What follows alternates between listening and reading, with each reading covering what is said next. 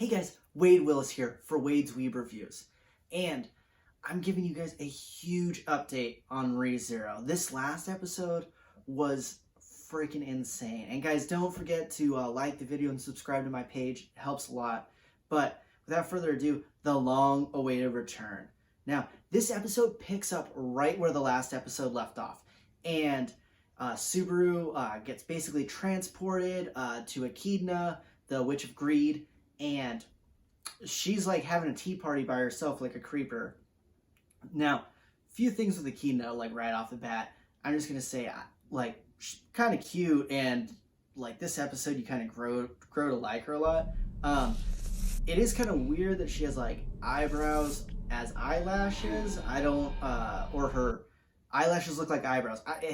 Anyone else notices, please comment, because I felt like I was crazy watching it. It was one thing throwing me off.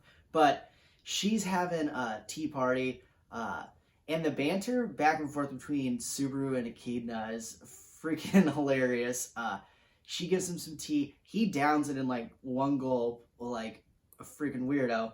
And then she drops to him that it's actually like some of her bodily fluid. And he freaks out. Now, no matter, like, I'm thinking in my head while this is going on, I'm like, I really hope it's sweat.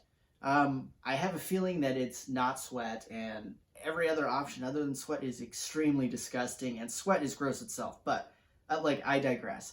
But this is probably one of the more important scenes in the show for like any episode, any season. You find out she's basically imprisoned there. The sanctuary is actually basically a witch's graveyard. She's trapped there. She's dead, and she gives a ton of exposition on all of the other witches that were actually killed by the Witch of Envy. Now, I think it was really interesting, and I had to watch this episode through twice because there's a lot of stuff. She kind of jams through these other witches. And if you look through it again and pay attention, the interesting thing about these witches is it seems like each of them, for their sin that they represent, meant to utilize that sin for something positive.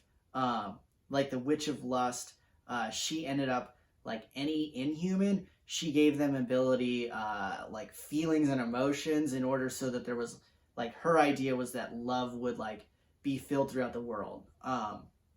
And all of them, or at least most of them from what I saw, it looked like they had a goal of using that, that deadly sin, but for a positive sense. So, and same with Echidna, she doesn't seem really bad.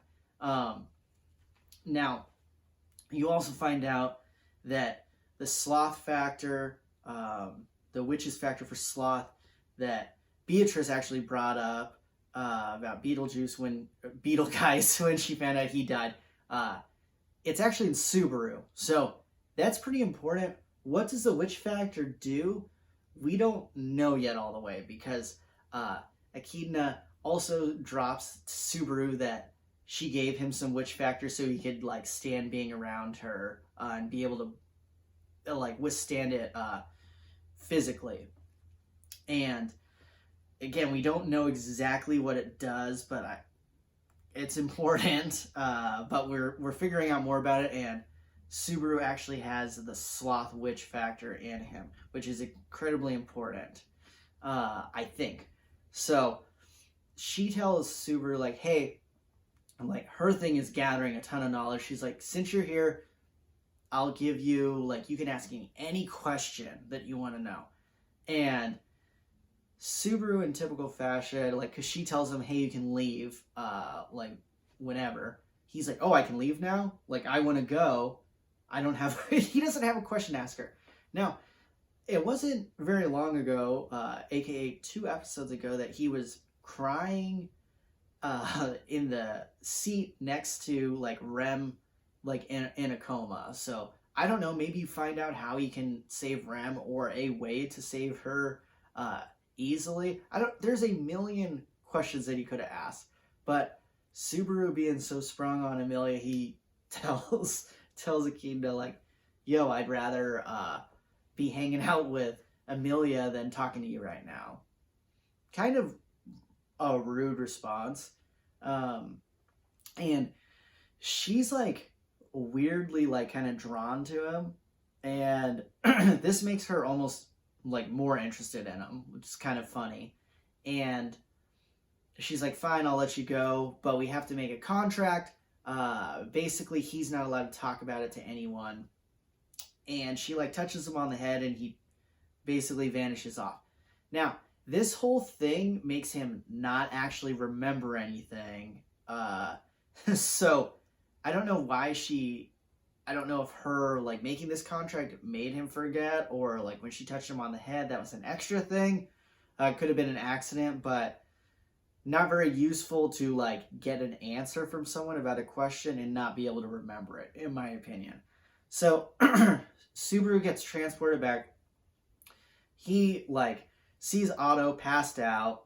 Then all of a sudden this dude that looks exactly like Frederica but with short hair starts going beast mode, does some freaking like stone cold stunner thing to his dragon, which I know I'm not the only person. Like, that shit really pissed me off, and I was like, yo, fuck this guy. And then it's about a Falcon Punch Subaru, and he brings up Frederica, and this guy's like still about to punch him, knows her, and you find out, oh, it's like his sister, and this guy's actually Garfield. And he takes Subaru back, and through this process we find out that like there's a barrier and it really affects half-bloods. Now, once we get into this sanctuary, this doesn't look like a sanctuary. It just looks literally more like a graveyard, like it actually is, and it's like really depressing, filled with like people that are like half man, half beast. I think there's like also half elves there and stuff, but you see like people that are like cat people and stuff. So, but they all look depressed, disheveled. You find out none of them can escape. They're trapped there because of the barrier. Then we run into Ram. She takes Amelia and Subaru over to Roswell, who's like, look, dude, homie is like it looks almost like a full body cast, and you're like, how does this beast actually get hurt? And they have like a little discussion about Echidna, and Subaru was like, that name sounds familiar. Yeah, homie, you just spent like 30 minutes talking to her, and you drank probably like her sweat or something worse. But he can't remember, obviously. And it's very interesting, like the responses that the people with I think it's the Mathis household, like Roswell, Beatrice, they all get like very defensive with like the witches and some of the like archdukes or archbishop thing. I can't remember the name. You guys know what I'm talking about, like Beetle guys. So he was very defensive when Amelia just keeps like referring to her as the Witch of Greed, and he's like, hey, it's Echidna, like that's her name. That's her real name. Witch of Greed makes her sound evil. So there's a lot more that I think we're going to find out, and I'm excited to find out, because just all the info that I talked about earlier about what their goals were, they sound really interesting, and I'm excited to find out how they're probably not actually all that bad. Then we find out that they're actually on house arrest, and basically the half-blood people are holding everyone from the town hostage. Garfield, Ram, and now Amelia and Subaru and Otto. They're like all held hostage because of the barrier, and they're going to have these people, they're going to have Amelia go through a trial through this like tomb thing, basically, and if she passes it, then it's going to destroy the barrier, and the people can actually leave this sanctuary / prison. Roswell tried to go to it, but he was not accepted, and that's why his body's messed up. And before Subaru actually left to go back into the real world psychologically, Echidna actually granted him the ability to go through the trial, but no one knows this, and Subaru doesn't know this at the time. Now, Amelia goes to do the trial to save these people from the town and all her friends, even though the people from the town have been dicks to her the whole time in the show. And as soon as she goes in, or like she's about to go in, does like a prayer, there's this bright light. And that means that she's been accepted. She goes in, the light turns off. And Roswell basically says like, uh-oh, that's not supposed to happen. And what do you guys think happens? Subaru stomps in, typical Subaru fashion, not thinking, but the light turns on, so he's been accepted too, and Roswell's like, what the, like, that's not supposed to happen. And he finds Amelia, like, passed out on the ground, like always. I gotta say, guys, I really hope they do something with Amelia getting, like, more powerful or something, because right now she is, like, the LVP. It's not like she fought one of the, like, Archbishop things, like Rem did. She took on two. Rem took two on at one time, and got her memories like taken away from her and everyone's memories of her. But Rem was going beast mode. Amelia, on the other hand, is like just taking L's by taking naps. I don't. Maybe there's gonna be significance right now, but she is definitely LVP is doing almost nothing. And I don't think it's going to help for the people who are all anti-Amelia. But, so he finds her, and then basically he hears like a man's voice, and it says like, before you can go forward, you're going to have to go back and address things from the past.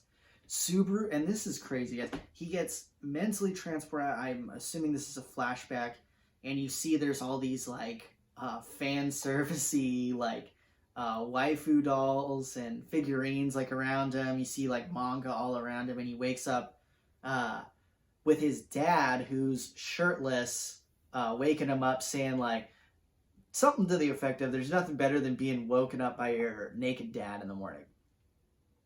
I would strongly disagree with that, and I hope it's not going to go in a creepy way that I think a lot of people are maybe expecting it to go. I don't know, but this is super exciting for the show, because now we're going to be addressing things like in Subaru's past, because really, other than the first episode, I can't really think off the top of my head when we've really gone back to the past at all, other than like him going to the convenience store and stuff.